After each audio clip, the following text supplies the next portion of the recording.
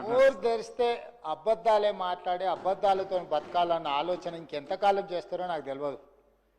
ఈరోజు ఎస్ఆర్ఎస్పి కానీ శ్రీపాద ఎల్లంపల్లి కానీ ఇవన్నీ ప్రాజెక్టులు, ఈ ప్రాజెక్టులకు ఫీడర్ ఛానల్స్.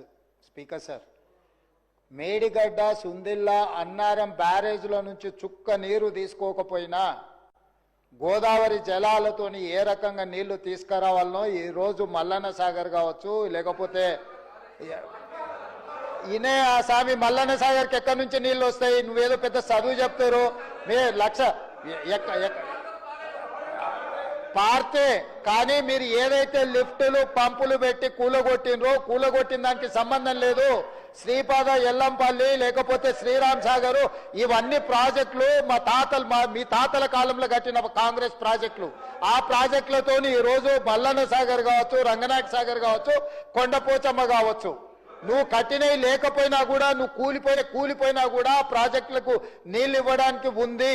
మీరు లేని అబద్ధాలతోని లేకపోతే మేడిగడ్డ దగ్గర కట్టిందో, సుందిల దగ్గర కట్టిందో, అన్నారం దగ్గర కట్టిన మీరు పంపులు లిఫ్టులతోని కొల్లగొట్టిన 1,00,000 కోట్ల రూపాయల ప్రాజెక్టు గుండు సున్నా లేకపోయినా నీళ్లు ఇవ్వచ్చు. తప్పుదారు పట్టించకండి. రెండవది, ఈరోజు మీరు పదే అక్కడ లగచర్లలో జరిగిందంటున్నారు అధ్యక్ష. మల్లన్న సాగర్ కట్టిన రోజు ఏటిగడ్డ, కిష్టాపూర్, వేమ్లఘాట్ 14 గ్రామాలు తండాలు కలిసి పరిగెత్తించి మిమ్మల్ని కొట్టిన రోజు మీరు పోలీసుల బూట్ కాళ్ళతో తొక్కిచ్చిన రోజు, ఆ రోజు ఎట్లా జరిగింది అధ్యక్ష? అది గజ్వేల్లోనే కదా. గజ్వేల్ నియోజకవర్గంలో సిద్దిపేట జిల్లాలో ఉన్న వేములఘాట్ కావచ్చు, ఏటిగడ్డ, కిష్టాపూర్ కావచ్చు, నేను పోయి దీక్ష చేసిన అధ్యక్ష 48 గంటలు. భూసేకరణకు వ్యతిరేకం కాదు, నష్టపరిహారం పెంచండి అని చెప్పినాం. మీరు 3 లక్షలు ఇస్తే 7 లక్షలు చేయమన్నాం. ఈరోజు మీరు ప్రతి ప్రాజెక్టు పక్కన 100 ఎకరాలు మీరు ఫామ్ హౌజులు కొనుక్కున్నారా లేరా? ఈ రోజు ప్రాజెక్టులు డైరెక్ట్ గా కొండపోచమ్మ నుంచి మీ ఫామ్ హౌస్ కి, మీ ఎర్రవల్లి ఫామ్ హౌస్ కి కాల్వలు తీసుకొని 100 ఎకరాలు మీరు నీళ్లు తీసుకెళ్ళినరా లేరా? ఈ రోజు రంగనాయక సాగర్ దగ్గర హరీష్ రావు గారికి ఫామ్ హౌస్ ఉన్నదా లేదా? మీరు ప్రాజెక్టులు కట్టిందే మీ ఫామ్ హౌస్ల కోసం. ప్రాజెక్టులు కట్టిన కాడ మీరు ఫామ్ హౌస్లు తీసుకున్నారు. దుర్మార్గమైన ఆలోచన మీది. ఈ రోజు మీరు సిద్ధంగా ఉన్నారా విచారణకు? కొండపోచమ్మ దగ్గర ఎవరికి ఫామ్ హౌస్ ఉంది? రంగనాయక సాగర్ దగ్గర ఎవరికి ఫామ్ హౌస్ ఉంది? లేకపోతే ప్రాజెక్టులు కట్టిన దగ్గర ఎవరికి భూములు ఉన్నాయో, ఎవరికి ఫామ్ హౌస్లు ఉన్నాయో నిజ నిర్ధారణ కమిటీ నేను కాదు, ఈ సభలో ఉన్న కాంగ్రెస్ పార్టీ నుంచి ఒక్కరిని కూడా వద్దు.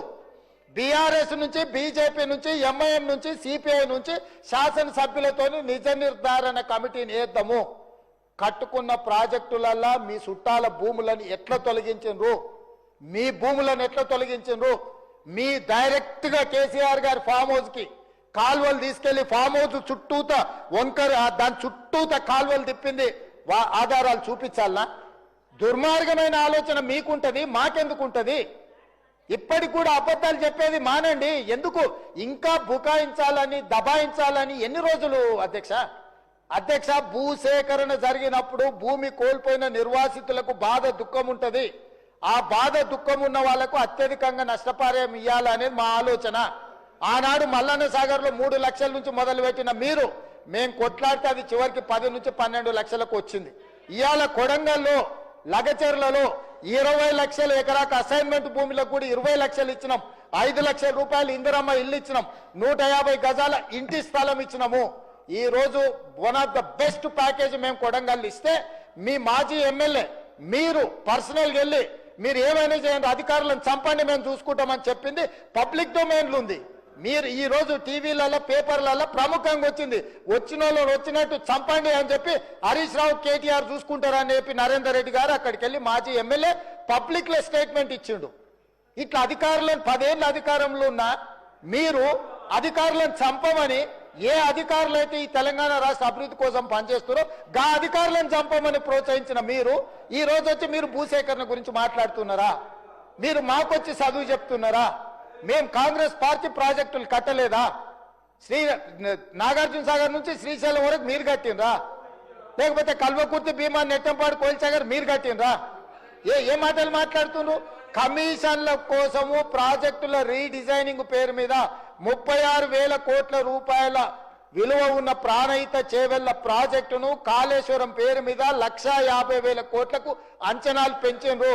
ఇప్పటి వరకు మీరు అధికారం దిగిపోయే నాటికి 1,02,000 కోట్ల రూపాయల బిల్లులు చెల్లించారు. మీరు అత్యంత అవినీతికి పాల్పడ్డ ప్రాజెక్టు మీద ఈ రోజు విచారణ వన్ మ్యాన్ కమిషన్ ఎంక్వైరీ జరుగుతుంది. మీరు చెప్పిన ప్రజల సెంటిమెంట్ అయిన పవర్ ప్రాజెక్టులు విద్యుత్తు ముసుగులో 1,000 కోట్ల రూపాయలు కూలగొడితే ఈ రోజు కమిషన్ రిపోర్ట్ ఇచ్చింది. మీరు ఫ్రాడ్ చేసిండ్రు, ఫ్రాడ్ కి వీళ్ళని శిక్షించమని వన్ మ్యాన్ కమిషన్ సుప్రీంకోర్టు వరకు పోయి కొట్లాడారు. సుప్రీంకోర్టు జడ్జి వచ్చి వీళ్ళు ఫ్రాడ్ చేసిండ్రు, వీళ్ళని శిక్షించమని నివేదిక ఇచ్చిండ్రు. అధ్యక్ష, వీళ్ళ నివేదికలు మేము ఆరోపణ చేయట్లే. ఈ రోజు కమిషన్ ఇచ్చిన నివేదికలు ఉన్నాయి. తొందరలోనే దాంట్లో జైలుకు పోతారు. జైలుకు పోయే దాని గురించి వాళ్ళు చెప్తున్నారు. ఇప్పుడు ఏ విచారణ సంస్థ విజిలెన్స్ అండ్ ఎన్ఫోర్స్మెంట్ నివేదిక ఇచ్చింది ఈ రోజు కాళేశ్వరం మీద. ఆ నివేదికలు వచ్చే సభలో ఇదే సభలో పెట్టి చర్చ పెడదాం. ఎవరెవరు ఏ రకంగా ప్రాజెక్టు రీడిజైనింగ్ పేరు మీద ఎట్లా కొల్లగొట్టిందో వాటి అన్నిటిని తీసుకొద్దాం. అధ్యక్ష, ఇవాళ వీళ్ళు ఎంతసేపు ఉన్నా మేము అబద్ధాలని చెప్తాం. ఆనాడు 2013 భూసేకరణ చట్టం ఉంటే దాన్ని కాదని జీవో నెంబర్ 123 అని కొత్త జీవో, కొత్త రాజ్యాంగం కనిపెట్టి బయింగ్ అండ్ సెల్లింగ్ ప్రాసెస్ లో ఒక నోడల్ ఆఫీసర్ని పెట్టాం, డబ్బులు ఇస్తాం, భూములు గుంజుకుంటాం అని చెప్తే కోర్టు కొట్టేయలేదా? కోర్టు మిమ్మల్ని తిట్టలేదా?